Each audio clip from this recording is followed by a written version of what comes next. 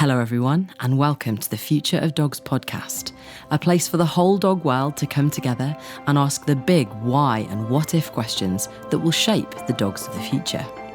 Join me, Hannah Molloy, as we chat to some of the world's most groundbreaking professionals intent on enriching and evolving the future of dogs. This podcast is in association with Amplified Behaviour, my online video learning library for dog owners and dog geeks. Big thanks to my dog's favourite food and our Season 1 sponsor, Nature's Menu. With over 40 years in the pet food business, Nature's Menu is Europe's leading expert in raw and natural pet food. So let's jump into the conversation. So welcome to the Future of Dogs, and this is part 2 of the Future of Dog Training and Behaviour, and I am very grateful to have with me Les Graham and Kamal Fernandez, two incredibly brilliant dog trainers and behaviourists, trainers of trainers. And last week we were talking a little bit about the past of dog training and behaviour, how people got into their industry, how these amazing two got into their field, and we'd really started to get into the present and touch on a little bit of what the future might look like for our industry. Kamal, you were talking about getting everybody to a point where actually we could just drop those pitchforks and communicate lovingly and celebrate each other's successes and experience levels and entry points. I wonder if we can touch super quick again. You were talking actually a bit there, Kamal, about setting a bar and a standard. And I'm really interested to look at that in terms of looking at the future of dog trainers. What should the future dog trainers look for, access, learn about? We were saying how actually education, there's loads of education and there's none on the same flip coin. So Les, I wonder, can you tell me, when you were entering into learning about dog behaviour, what for you was an expert? How did you measure an expert that was worth learning from? What were you looking for? I don't really call anybody experts. I think everybody should be learning all the time. Mm-hmm. So people call me an expert, but I actually call myself a dog behaviour specialist rather than an expert, because I've specialised in dog behaviour. And so with my mentors, it's just listening to them and watching them and seeing how they handle dogs and seeing how the dogs respond to them, but then also how the people around them respond to them, you know. My mentors are held in really high regard by the people as well as the dogs. You know, the dogs, you just see them, they just respond to the energy, whereas the people around them have got this great respect for them, whether they agree with them or not. And that's like really, really important, that it's something that we're lacking. You know, you can have a great mentor or a great trainer who doesn't necessarily train the same way you do, but you can still acknowledge that they're really good mentors. And I think that for it is me. You know, I can remember moving to Scotland and going to, there was a seminar at the Dogs Trust, I think it was, and I went along and immediately people were like, "Oh, you're a good dog trainer." I am, thank you. You know, and it's touring that, you know, it's like, you're a good dog trainer, you don't do positive reinforcement. Yeah, I designed a piece of equipment to train dogs to retrieve using positive reinforcement. It's all about food, and it's transformed the way dogs are trained on a retrieve. But because I'm a good dog trainer, I've got the label. Do you know what I mean? And that can, it's something that you see a lot of, you know. It's like, "Oh, you're a good dog trainer, therefore, you know, you're the devil incarnate." And people put the label on, they push you. And so I think I've gone off topic, haven't I? I can't remember the original question now. I think, do you know what?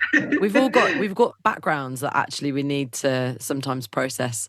And I think actually letting dog trainers have some space to process some of the stuff that they went through is so super important. Like, you know, when I entered the field of behaviour, I was seeing behaviourists who would go and do a 2-hour session with a client, and they would charge what for me was an extortionate amount of money to give clients a really complicated behaviour document with words that they didn't understand, and then go, "There you go, I've diagnosed your problem, see you later, bye." And I was like, that's not okay. And so I flipped that completely, probably went totally too far the other way, and provided behavioural advice that people could afford over a block of 6 sessions to actually change the dog's behaviour, and tried to train trainers at a ridiculously cheap, well, people could come and learn with me for free. And I trained 15 dog trainers again, they were working for far too little money. I was like, I'm going to do a CIC. Dog training should be cheaper. Good education should be cheaper. And it was somewhere in the middle of that old school model. So I totally get it. Like there's a lot that everyone's been through in those learning journeys and moments where the community have shunned you and that's sort of stopped conversations happening. I think dog trainers need space to be able to process that without a doubt. What, Kamal, for you, you set your bar really high. You were like, if I can't get a champion, I'm not going to do a seminar. When you were looking for people to watch and observe, you were saying actually people like Susan Garrett were amazing because you could see and measure just by observing them how quickly their mechanical skills were training this dog. Like what for you makes somebody that you really want to learn from when you're... So I am open-minded about the people that I look to, and I will look beyond my sport, my field of expertise, my, if you want to call it that. And I like Les was saying, about not necessarily reframing how we look at ourselves, but I look beyond, and I'll look at people that might think differently from me. I think that's really healthy. I look at other industries to be better. Like, when I was getting into, business and online training, I looked at, marketing, how to be great at marketing, how to be great at selling a product, how to understand business better. Because again, I wanted to ensure that I had those skill sets in place, because I don't think that's very common in our industry. I think that there is that mentality of, and I think it stems back from, how dog training was originally started. It was a lot of like from people were doing it to serve their community. So there's that mentality of you've got to serve all. And I think that leads to burnout. So talking about the business aspect, for me, I think that it's very important to recognize that we have our strengths and our differences, and not being too focused on trying to argue your point, be open to other people's opinions. In terms of standards, the things that I look for people that I aspire to is I will always show interest in people that think differently from me, or that I think are that look outside the box. That is my nature, to gravitate to those people that think outside the box. So I think that's the first thing I look for. Secondly, when I look for people that I want to find out information on, I do look at what they've done. I want to see, and it doesn't have to be sports related. It doesn't have to be. I don't care, but I want to see that you've walked the walk and talked the talk. And I want to see consistency over a period of time. That's my own personal benchmark. I don't want to see somebody that, and I have to say, there's been every now and again, there's somebody that you think, they're new out the box and they've got some great creative ideas. And I'm very open to that. But generally speaking, if I was to go and watch somebody or to subscribe to content, I want to see somebody that's got a knowledge, a depth of knowledge in their chosen field. I want to see that they've done it consistently over a period of time. I want to see them doing it. And because of my own personal journey, and this is definitely my stuff, I want to see that they've done it from the ground up, so that I trust that they know every nuance of that particular. And I'm not just talking dog training. Let's take this, business knowledge, marketing, etc. I want to have seen that they've done it from the ground up. So, just to give you a little bit of I've been approached numerous times to get into business coaching. And I have in my head, I won't business coach people until I have my own personal, this is the champion thing, until I've earned a certain amount of consistently over a period of time. That's my stuff. Sure. And that's a personal thing. It's my stuff. I'm not saying that I'm right and others are wrong. It's my own personal choice that I want to be able to say to you, I have done this. I've earned this much income for this period of time, and I've done it every single year consistently since blah, blah, blah. And I can now tell you how to do the same thing. So for me, that's what I feel of what I set the standard for myself. And I therefore look for that sort of consistency in others. I'm very much about looking, certainly when it comes to sports training and certainly when it comes to behavior, I will very consciously go, I need to look beyond my circle of go-tos. I think that's a really healthy thing to do, because I think sometimes we can become so entrenched if this is how we've always done it, therefore it will always be. I think you can get very, very jaded, and on a personal level, again, every time I get puppy or a young dog, I always change something about the dog's training because it keeps me interested in the process. You know, I've been doing this for 30 plus years. It's like there's only so many ways you could teach a dog to sit, you know, or so I believe. I want to think, can I do it differently? Can I do it purely shape it? Can I purely lure it? Can I purely, capture it? Can I do X, Y, and Z? Can I just push myself as a trainer, as a teacher, to find other ways of doing things? I think that's really, really important. In terms of, coming back to the original discussion about the future, I think that if you're thinking about coming into this industry, my feeling is that do your due diligence, serve your time, so to speak, go out there and get your hands dirty and handle and train and work with on shadow or mentor dog trainers, dog behaviourists, rescues. I mean, I worked in kennels where we had seized cases from the RSPCA. So en masse, we would have 30 dogs that would be seized from a puppy farm, and all those bitches would be in whelp, and you would have to then deal with whelping those 30 dogs. Wow. We also had dogs that were seized from DDA cases, so dog fighting dogs. We would have those in. Right, you've got to fix that problem. We would have residential dogs in, so I'd have to train, Mrs. Smith Weimaraner to come back when it's called, and so there was and for me, it's where I really honed my craft. I probably, if you were to document it, but you're talking hundreds of thousands of dogs that I've handled or trained or watched or observed. And I think at the end of the day, you can talk about it, you can dialogue it, you can have these conversations, but unless you're getting your hands dirty and getting hands on dogs. So whether it means if you're coming into this industry, go and volunteer at your local dog rescue. Go into your boarding kennels and say to them, can I do a couple of hours on a weekend to get your hands? Can I take Mrs. Smith's dog and do some enrichment techniques for it? He looks like he's kennel spinning. See if I can deal with that problem. Can we look at the dog's nutrition? How is he being fed? Is he fed from a Kong? Is he fed from a snuffle mat? Is he fed from a cardboard box? Are you with me? So if you have I talk about this a lot, about the need to have a broad amount of knowledge in this industry, and dogs, be an expert in dogs and dog ownership and dog care and dog welfare. That should be your baseline. And then all the sexy stuff can come from there. And I agree with you so much in that, Hannah, when you mentioned about when you first come in, a huge flaw definitely we're talking about the divide is communication and how people communicate. So writing, I could absolutely, and I've had to do it in various cases. And, if I'm an expert witness, you have to document, data, you have to show, you have to describe it in great detail. I was a police officer. I know how to collate evidence, and I know how to write it in a way that is articulate and succinct. Mrs. Smith doesn't care about variable schedules of reinforcement and primary reinforcement, secondary. She doesn't care. All she cares is don't give him a sausage every time he sits. Just be varied with him. That's it. Boom. Done. As Leslie, and I think that can often create some of the that could be a flaw in our industry, definitely, and what can ultimately lead to, again, creates the divide. But yeah, I mean, I love what I do. I absolutely love what I do, and having done an alternative job and what have you, I know I am absolutely blessed to follow my passion, and I want that for other people. But there is a sort of a, you say a rite of passage. I sounds really old when I say that, but there is something to be said of, do your work. This is the craft. I really feel it's a craft. And I think actually you've had a lot of blessings there, Kamal, if I'm honest, in terms of, I think some of the best trainers that I've spoken to have honestly just been in it. They were in it. They were working for a rescue centre. Their, next door neighbour was a breeder. I don't know, they've had some opportunity to really observe and handle a great number of dogs. So it sounds like, from your perspective, Kamal, definitely the best route.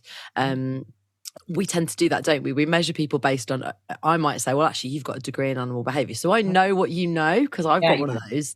So I trust you more because I know what you've learned. And so for your perspective, getting hands-on, getting in, putting some time in, couple of years, how long would you say is the right amount of time, Kamal, for a new trainer? That's the $64 million question, isn't it? Yes. Both of those lines, like if I was to look for somebody and they're incredibly qualified and they're really, really knowledgeable and they know the research, I'm absolutely going to listen to what they have to say. Now, if they trained a dog in front of me and I could see that they didn't have the the hands-on experience, that doesn't mean I'm going to discredit their knowledge, because they're probably going to surpass me in terms of being able to quote studies and data and references. I mean, things like that. However, there is also, I think that we need to be open-minded enough to say, to listen, to decide for yourself whether you think the person has merit, and whether they resonate with you. For me, whatever route you take, whether you're doing it from the academic route or the hands-on route, you've got, even if you were to do a degree, you're talking of 4 to 5 years of commitment, aren't you? You know, to do a degree in anything. And I think that's a fair period of time, 4 to 5 years, where you can go and, even if you were to do the academic route, you have to submit X amount of papers, you have to do X amount of research, you have to be measured, you have to be assessed. All those things show me that you have done your due diligence. And similarly, with somebody that's, trained a dog to a certain standard, has competed in various dog sports, or has, showed a body of work, or whatever the case may, or taken and shadowed with Leslie at her classes for the last 2 years, I'm going to be going, do you know what? There's something in what they're doing, and I'm going to listen to them in the conversation. In science, we do peer-to-peer review, don't we? Absolutely. And that can be a hugely good measurement. And that's so difficult if our industry is going to implode on itself and create so many barriers for us to be able to lovingly peer-to-peer review. I remember going into training classes and wanting to learn from others. And some trainers are like, you're a dog trainer. No, you can't come and watch me if you're a dog trainer. And you're like, what's going on? That's not okay. Les, tell me. All the time that will happen in seminars. Yeah. So seminars, certainly sports seminars, if I was to go, can I come and watch that person? They'll veto me going, it's ridiculous. It doesn't make sense, does it? No, it doesn't make sense. I go, show what I do. Here's what I do. If you like it, great. If you don't, great. Use it, great. That's surely we've all gleaned from others, surely. And it comes from a place of security to know that. Like, I had a couple of different dog trainers that would come to my classes, and I was so honoured that they wanted to, because they trusted me that they could work their dog in rehab in my classes. They trusted me that I would, give them the space that they needed, and it was a massive honour. Les, tell me from your perspective, the future of dogs, the future of dog training, what should the next generation be doing, be learning, be reading? Where should they be going to get the kind of education they need to be quality? I think they need a balance between practical and theory. I think theory... Absolutely. There's a really good thing, I can't remember it like it's verbatim, but it's basically the difference... is when you put theory into practice, it doesn't always work. There's a really famous quote, I can't remember it, and it's that kind of thing, I think people need to know the theory, they need to know the technical terms of things, but actually more importantly, they need to know how to apply them. Absolutely. Regardless of what the term is, whether they're using, schedules of reinforcement or saying, just, every now and again feed your dog. As long as they know the principles behind it and they know how to apply them, then I think that's going to be key for the future. I think, but also I think something that is going to be key for future dog trainers is that they don't get so entrenched in the dog world that they miss other things as well. I'm a firewalk instructor, so that's... Yes. That's Tell me more about that, Les. What is that even? Well, you need... Do you know what I mean? You need to start outside. You've mentioned Brené Brown. I mean, I've studied Brené Brown for years, and... I'm an NLP practitioner. I do NLP. I've done hypnotherapy. I do, there's all of these things outside of this thing that is dog training, and if they just focus on the dog all of the time, they're going to miss out on enriching people's lives through knowledge. And I think people need that, especially all of the stuff that's going on in social media, not in the dog training world, but just. It can be quite a scary place out there, and you have to understand people and what makes people tick, and you have to be able to, when we go into somebody's house to help them with a difficult dog, or when we go on the training field to help them with a difficult dog, we have to bear in mind that potentially we're holding their heart in our hand. They've had so much trauma with the dog. It might be the children, they might have to make a decision on whether they're keeping the dog, they're going through a divorce. And I think that is the side of our job that people neglect. They're too busy looking at, oh, should I use this piece of equipment? Should I use this technique? Should I use that? But actually, we're dealing with people and we're dealing with families. Yeah. And we're dealing with positive outcomes, not just for the dog, but for the family as well. Mm-hmm. And so I think it's really, I've been really, really lucky with my background because I've come through kinesiology, counselling. I've come it from that side of it. And I think future dog trainers need to be able to embrace that side of it as well. Because at some point you do have to sit down with somebody and say, you've come to the end of the road for your dog. Yeah. And you have to know how to handle it. So hard, yeah. So I think for me, the future is getting the balance between empathy for the dog and empathy for the owner, and learning techniques to handle both ends of the lead, not just the dog end. And that's so important to just there's a lot of talk right now about regulation and what regulating our industry might look like and how that might be done. And as far as I'm aware, it is starting to happen, whether we are able to converse with each other about it or not. It is beginning to I don't think it is. I don't think it is, Hannah. I attended meetings over and over and over and over again. Yeah. I mean, the writing the dog training standards was...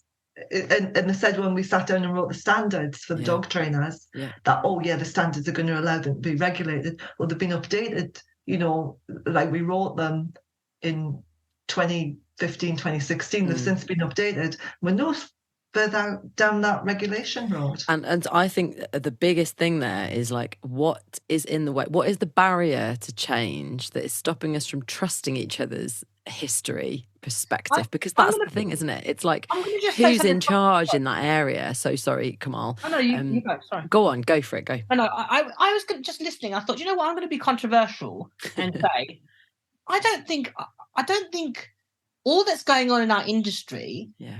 I don't think it's a new thing. 1, 2, I don't think it's going to mean that like everybody's making like, oh, there's this war. You go, I think it's always happened. I think it will probably always happen. And to be honest, Mr. or Mrs. Smith, or however you want to identify yourself, doesn't give two hoots about having a thing on. They don't really care. Let's be honest about it. They don't even know who you are. The only people that know who you are people within our industry. So in terms of like the people that are actually going to be coming to you and asking for advice, they don't really care. And I think that we if you were to look at the population of dogs across the world, I'm going to make it really probably, this is purely anecdotal. I reckon about 15% of people actually train their dogs and do something with them. I would say 85% do absolutely nothing and live a glorious life. And they either get lucky or they don't really care, or they live their life with their dogs. When we're in the industry, we see the worst and the good and the bad of all of it. So there we amplify it's like you were saying about an echo chamber. We amplify the problem. It's no different to when I was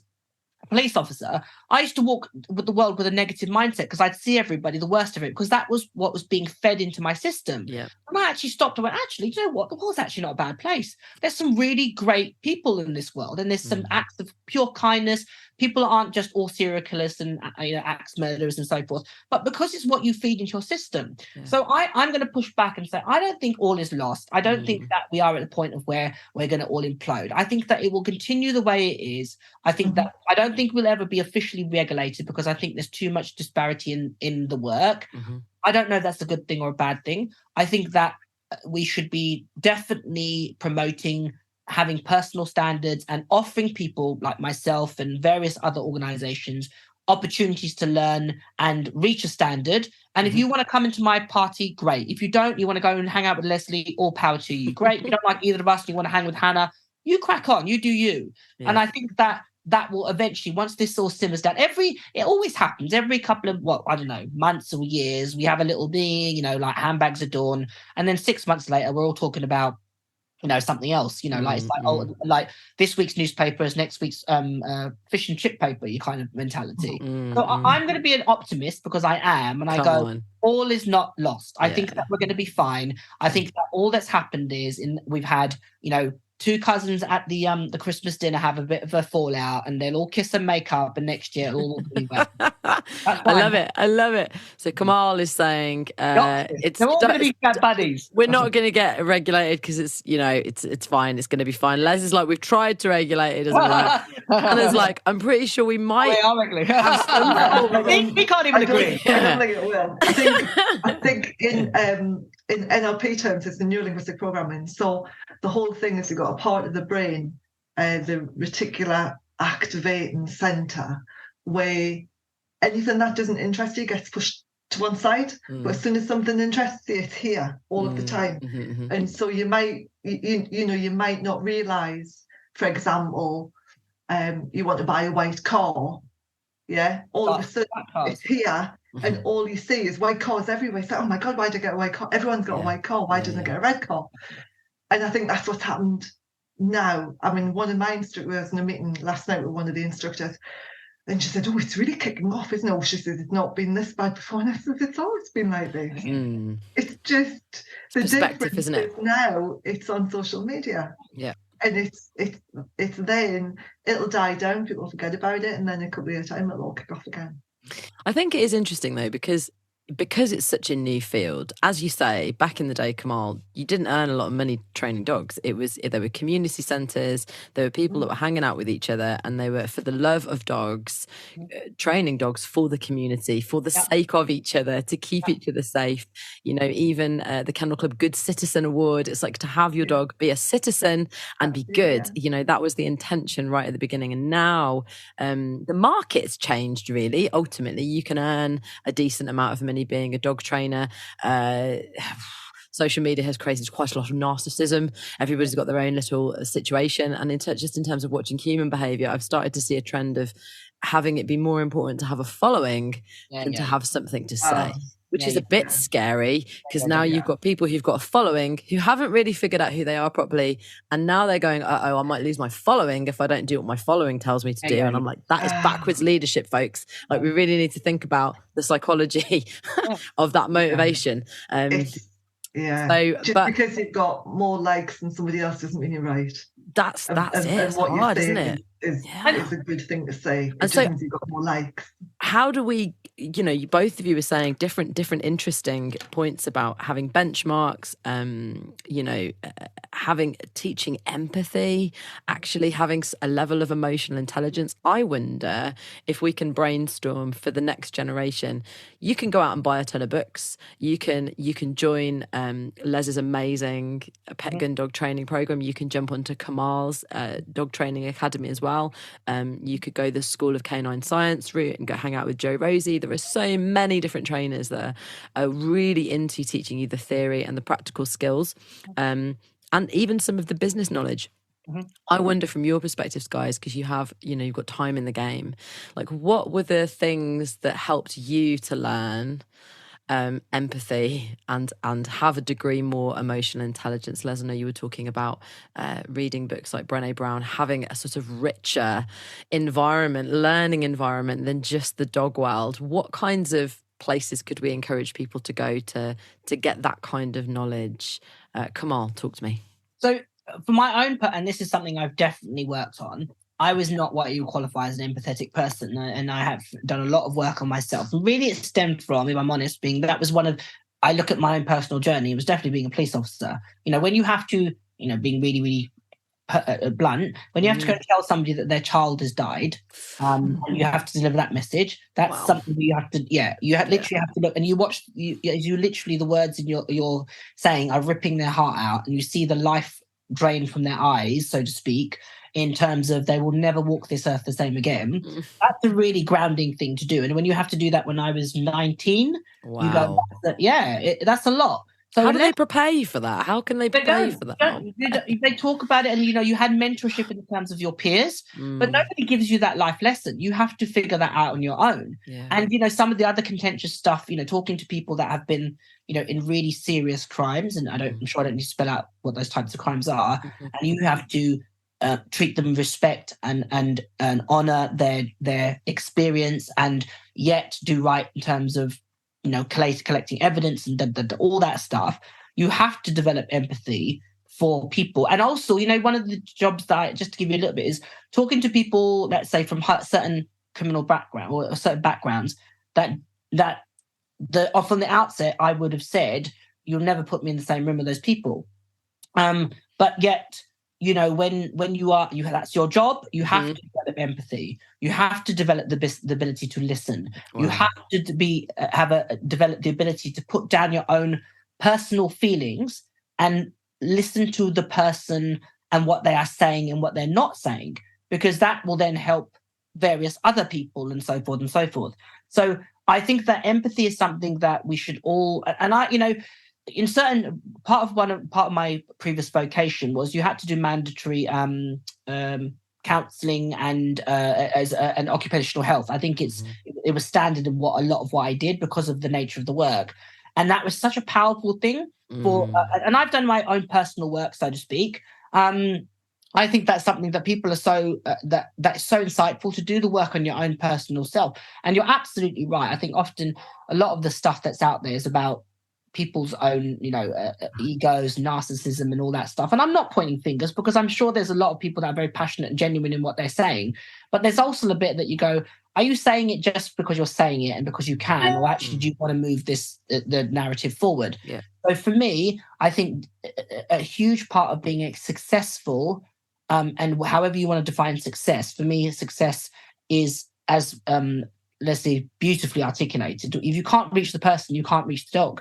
So unless you have the ability to connect, unless you can develop your own ability to have empathy and communicate effectively, you will not succeed in this world. Yeah. Because because not for me, not to do it in the way that I feel that is our role. And I could go online and do some webinars and, put stuff about reactivity or resource guarding or whatever. Great. I can do that, punch those out like a factory line, and hallelujah, great. I've got a nice healthy income. Great. But is that really what you want to do? Is that really why you got into this world? And to me, it really isn't. So for me, how do you develop empathy in somebody? Do the work on yourself. Yeah. To understand that you will not be able to help somebody unless you can communicate with them. So whatever phrase, terminology, technical jargon, colloquialisms, whatever you want to use to connect with that person, develop them, work at them, because it's so important.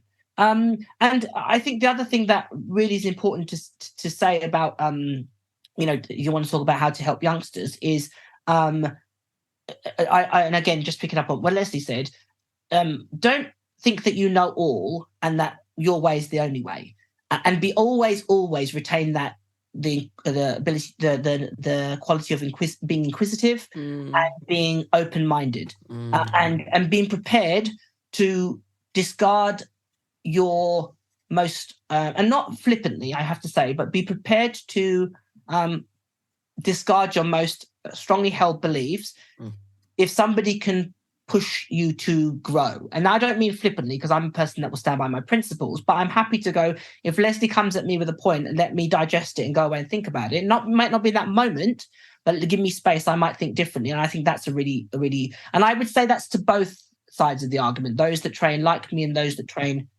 don't train like me. I think it's really important that we are always open. And for anybody coming up in the industry, I think it's really, really important to retain that quality. So good. So good, Kamal. Les, what do you think? Yeah, I totally agree. I mean, I think you have to be able to look at stuff objectively.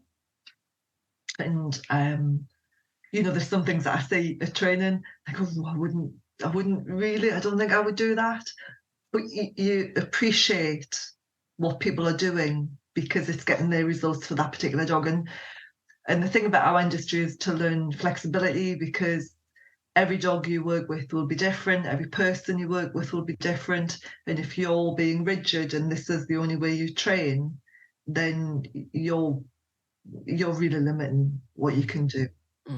So I think people need to learn flexibility. I think people need to invest in themselves as well as their dog training career. So go and do a linguistic programming course, learn a bit about yourself. Have a mirror held up to you. It's like, this is you, deal with it. Yeah. Deal with all the crap that's going on with you, and sit with being uncomfortable. It's one of the most important things you can do is sit with being uncomfortable on aspects of you, because you're going to come across it. You're going to come across things where people are making you uncomfortable because actually holding a mirror up to yourself. So if you can hold a mirror up to yourself first, and learn a bit about yourself, then I think that's a really important part of the process. I think learning to face your fear is massively important. The first time you go and stand in front of a field of people to teach, it can be frightening. First time you stand up and do a talk, that can be frightening. And that in itself will teach you empathy, because you know what other people are going through when they step up and bring their dog to class, or they step up with an aggressive dog at the end of the lead. And I think putting yourself outside your comfort zone, which I do quite a bit, get yourself outside your comfort zone will teach you empathy, because you have to go through this whole range of emotions to get to the other side. So I think that's an important part of the training as well. So good. And it's, I think we forget that, don't we? That I always used to say when I took a dog trainer on that I could teach anyone who can love people well. I could teach them how to be a really good dog trainer. But actually, if they started from a place of disliking people, that's always harder. I think if you're good with people, you can be a really good dog trainer. But I think you can definitely develop skills with people. And it sounds like both of you are agreeing with each other there that having a basis of counselling, actually genuinely doing your own heart work, allowing somebody to show you who you are and be humble about the things that you have learned and why. And to maintain that level of curiosity. There's something there, isn't there? It's to continue to be curious. I can give you this tiny little snippet, and I know this is going to come out just before Craft. So I've been involved in a program, I can't say any more than that, which absolutely shows what we do in that exact vein. And that what Leslie said was so beautifully put, in that you are privileged to be allowed into people's lives via their dog. The behavioural problem, let's say whatever it's resource guarding, doesn't come back up, but you are allowed into a very personal space where they will disclose to you some really, really, really personal stuff, which may or may not be relevant to the problem, but will absolutely be part of the journey and the story. And if you don't have the skill set and the knowledge and the experience to be able to deal with that, you will not do a good, decent. You won't give them a good service, and I don't mean that in a monetary sense. I mean in terms of our profession and what we do. So definitely do the work on yourself. More practical things you can do to excel in what we do or to do well is definitely shadow. Shadow your peers, shadow people in your area. Go and see people that you consider do it well, and be open-minded and go and see people that might do it differently to you. Not to say, oh, I wouldn't do it like that, because I'm telling you now, if you got Hannah, Leslie, and me all to look at the same problem, we would all do it differently, but we'd all get the result. It wouldn't matter. It wouldn't. So be prepared to say they might do it differently, but you know what? I'm going to put that in my memory bank, because I can draw on that for the next client that might be more suited to. So you can definitely do that. Definitely get your hands dirty and handle dogs and train dogs. And definitely, Leslie said again, just to echo the point, is make sure that you both have a hands-on practical understanding of training dogs, but also understand the theory, because that's the blueprint. For me, the theory guides my decision-making process. It gives me a cheat sheet of saying, I know that if I do X, it's going to influence the behavior in this manner, and whatever that process is. I know that if I do X, it will equal Y.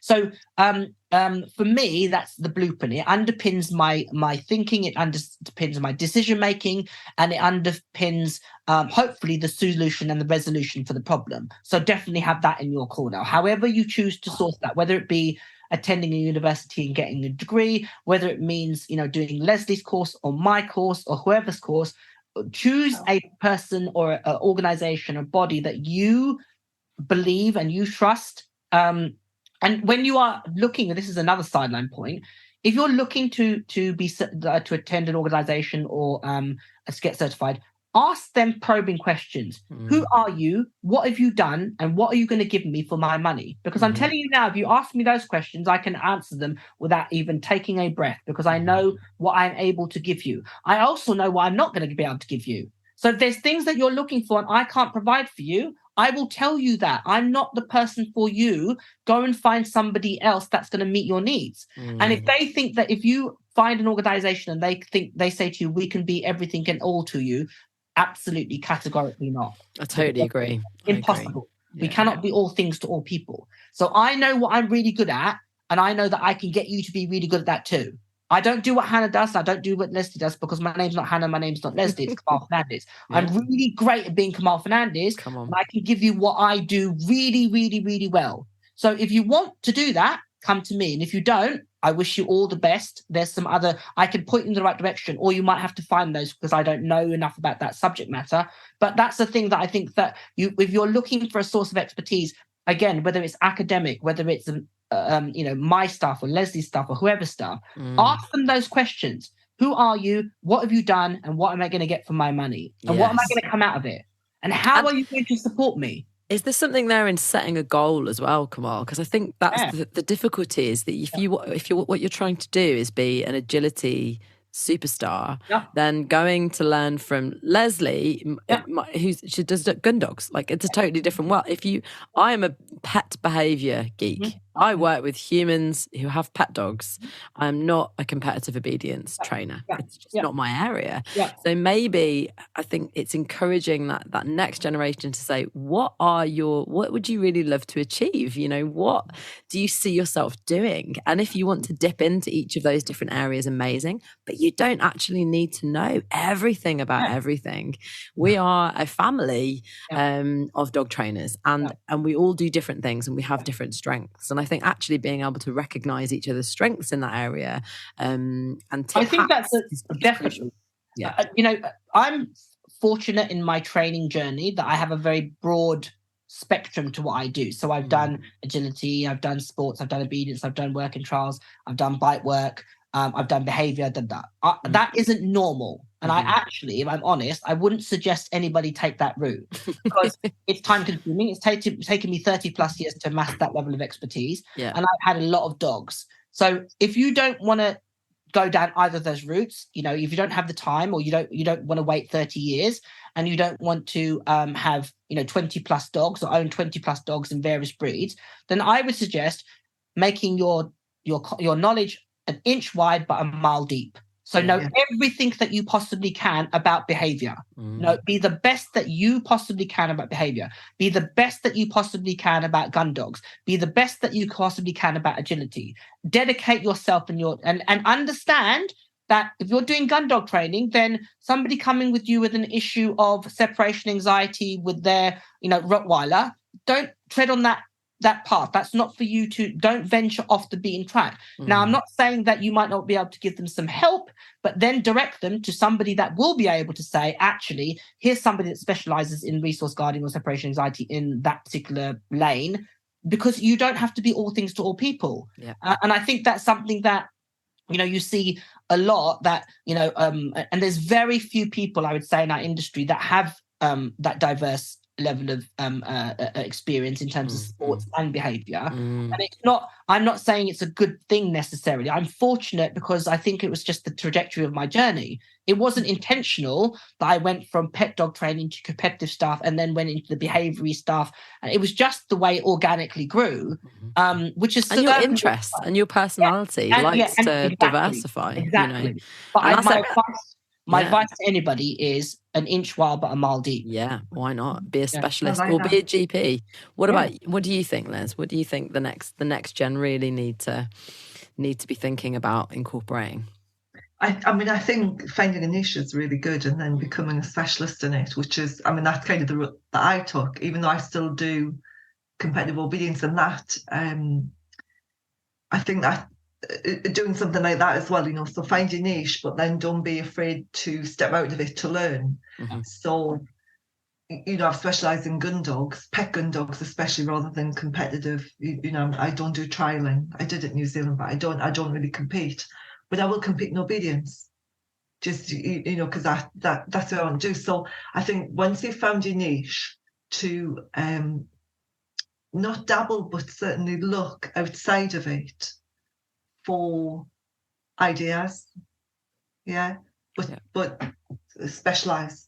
I specialise in gun dogs, but I'm really enjoying doing competitive obedience again, because I'm learning again. I'm learning from people who've been doing this for like 50 years, which is lovely.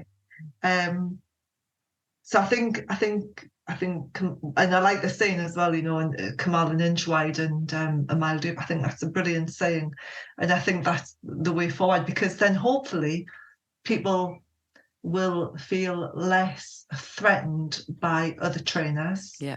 Because they're not trying to be jack of all trades, master of none. Yeah.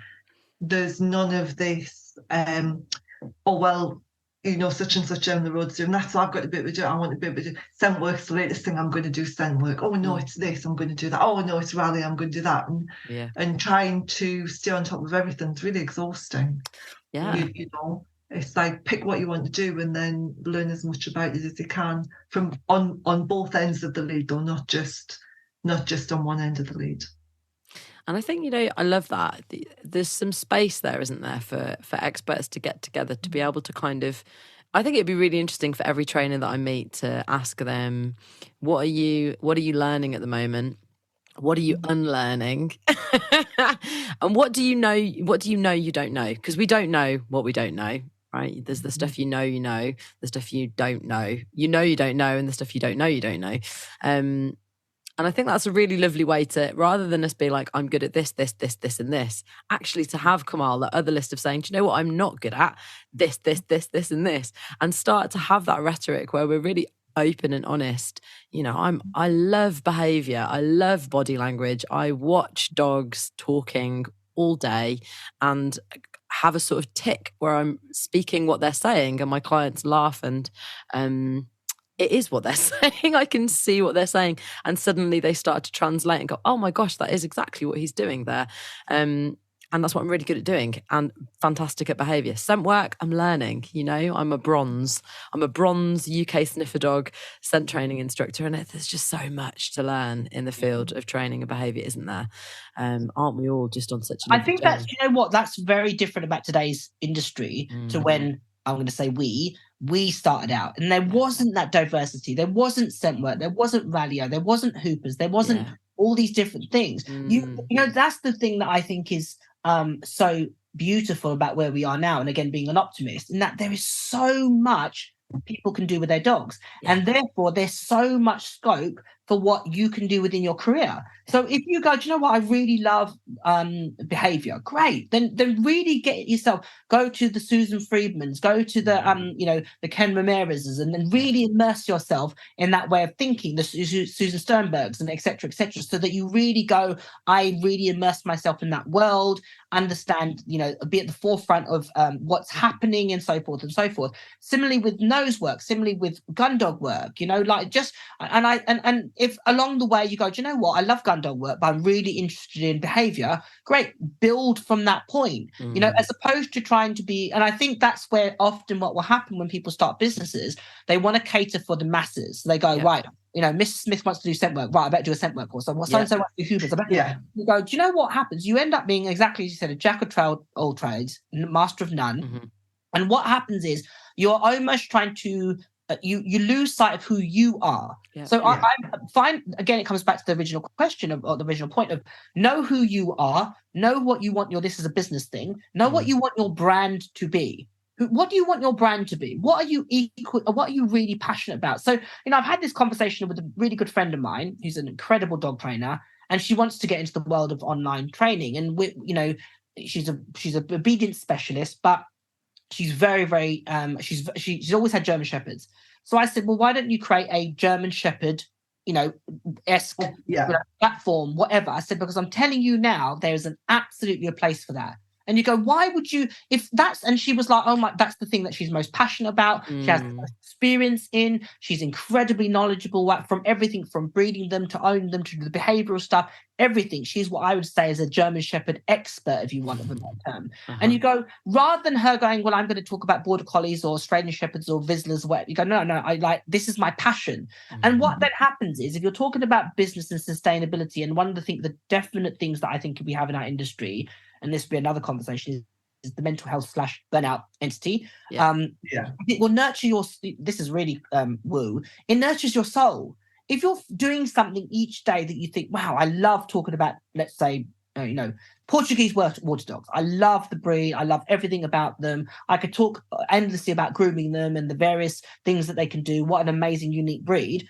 Great. That's going to feed your soul. And it's going to also, from a practical, you're going to start to have, like, the algorithms are going to recognize that and they're going to be chucking you with stuff. So it's a self-fulfilling prophecy. Whereas if you try and go, immerse yourself with, this, Portuguese water dogs and golden retrievers and beagles, blah, blah. Next thing you know, you're going to have all this stuff and you go, hang on a second, what was it they said about oh God, and you're going to get overwhelmed, you're going to hit fatigue, you're going to get burned out, you're going to be overwhelmed by the beagle owners asking you about beagle problems in the Weimar, and you think, oh my God, you're going to see your inbox of like 300 million emails, none of which you're going to be able to serve, and it's going to become it's going to become damaging. So I think that's the other thing that needs to definitely be considered. If you're coming into this industry, be clear about who you are from a spiritual point of view, but also from a business point of view. Know what you want your brand to be. Yeah. What is it that you are passionate about? What is it that you will know that you will be up? I mean, like, anybody that's self-employed, and I'm sure you guys can echo this, my clock does not start at 9 and finish at 5. I wish. And there's not a second with which I'll be up answering emails at midnight. I wrote probably most of my book in the middle of the night because I'd get up and I'd go, oh my God, I've got this idea book. Yeah. That's the difference, in that you go, that's the trade-off, isn't it? But not once did I ever begrudge that process. I never went Amazon delivery. I never begrudged that process. I never said I don't want to do this. I never hit fatigue. It was like it motivated me. The more I did, it was like it was such an addictive process. So I think that if you're coming into this industry, thinking about those entities can definitely help your mental health. I think there's something there as well about preparing for success. I actually don't think many dog trainers, especially actually the really good ones, the really sweet ones, ones who maybe often, the ones that I've seen in community that aren't necessarily pushing to win, and they genuinely just want to help people. They're really good-hearted and they do their homework and they don't shout necessarily about how great they are. They don't necessarily want to train other trainers, but they become victims of their own success, as you say, Kamal. And then you're suddenly like, oh, okay, wow, like I did not prepare an environment for me to be able to deal with this level of inquiries, and now I know what I don't know, and they're chasing after new info. That is so good. And actually just looking at protecting your mental health. Absolutely. I do wonder whether there's room there for us to say, maybe we could have some sort of counselling. But, counsellors have counsellors. That's the way it goes. Pet behaviour counsellors don't have counselling, which is I think that so like on our recent course, sorry, interjecting you there, one of the people she's come from that background, community dog trainer, and she wanted to transition into becoming, she was moving towards having her own business. And we discussed her business structure and how she's serving her clients / community. And she's just overwhelmed. She's just trying to help everybody with every problem. And you go, like, you're not Superwoman. You're a great, and she was a phenomenal trainer, like absolutely phenomenal, like had everything that you'd want: people skills, dog skills, timing, handling. She was awesome. But she didn't then, and she had this vision, she said, disclosed that she would love to have her own place, and she'd like to have an acre of land, and I was like, yeah, that can happen. You aren't going to get there the way you're going at the moment, because you're going to be on that hamster wheel, running desperately and going nowhere, unless you go, hang on a second, and the thing is, it's accepting, and this was a lesson I learned really early, is that you can't help everybody, and it's absolutely okay. It's absolutely okay. It's okay that I can't meet. It's fine. Because if I can't do it, there'll be somebody else that can. And also to go, if I can't fix the problem, or if we don't align in our principles or thinking, that's okay too. Yeah, absolutely. Don't try and be everything to everybody or to all people, because I'm telling you now, you will end up doing yourself a disservice. Yeah, you've got to know, where your boundaries are and what you want to be trying to achieve. Thank you so much, Kamal. Les, do you want to, I'm just aware of the time, we could talk about this until the cows come home, and I hope that you both come back in a season 2 and we can talk about how this stuff has evolved since this conversation. But Les, do you want to just close for us with your thoughts from the perspective of someone who has really just been in this industry for a long time and seen the court code be developed and seen trainers come in and out and up and down, like, what's your heart for the next generation of dog trainers? Oh, there's a really good book by Simon Sinek, which is all about start with the why. And that is it. Why are you doing it? And find your true north. What I say to my instructors is, don't lose the why. Find your true north and go for it and stick to your path. Everybody's path's different. Find yours and walk it, I love it. Thank you so much. That was it. Well, from everybody at The Future of Dogs, it's been such an honour to have both of you with us today. I know I've just, my head is spinning with so many more thoughts now. I'm going to be processing this for a really long time. And I think overwhelmingly across the board, we've just agreed that there's a lot of optimism. There's a lot of hope. The industry is vast and growing every day. And it's really important to just keep learning, keep deciding on your why, and keep chasing those dreams. Thank you so much, folks, for being with us today.